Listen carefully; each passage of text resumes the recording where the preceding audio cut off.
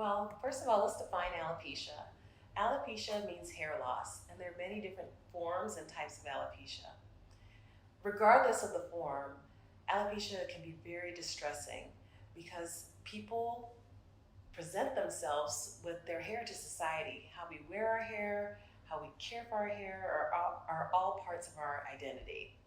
So the first thing that needs to happen is one should probably get a diagnosis to determine what type of alopecia that they have, and then that will give us further information on how to treat or manage the condition.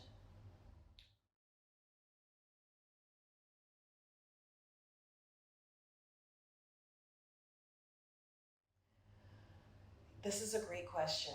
Patients of color sometimes are nervous to come in to see a dermatologist, especially if they don't see someone that looks like them. Reasons being is, especially in skin of color, as a Black woman, the way I style my hair, the products I may use in my hair, may not be something that a dermatologist that's a non-skin of color is maybe familiar with.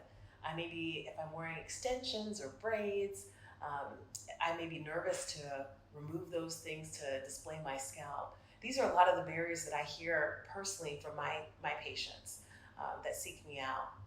So a lot of my female patients with hair loss, with alopecia specifically, will say they have let their alopecia progress, and I ask them, what has kept you from being evaluated?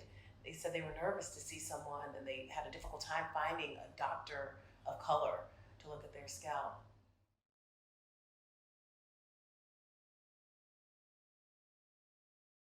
Alopecia is a bucket term for hair loss. Like I mentioned previously, there are many forms of alopecia. Alopecia areata is one type of alopecia.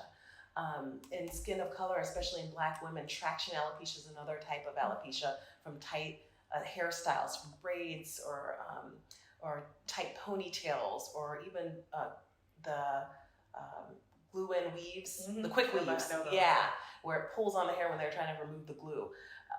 There's another type of alopecia called central centrifugal cicatricial alopecia, which happens predominantly in Black women. It starts at the crown of the scalp and extends centrifugally, so outward, in a pattern that can be scarring. So when we say alopecia, there are so many different forms. Alopecia areata is one type of alopecia. It's an autoimmune type of alopecia. It's a non-scarring alopecia, meaning that if the hair regrows, it can regrow for most people, and there's no scarring in the scalp. So when we talk about alopecia, the way a dermatologist looks at it, there are two buckets. There's scarring alopecia and there's non-scarring alopecia. Alopecia areata is a non-scarring alopecia.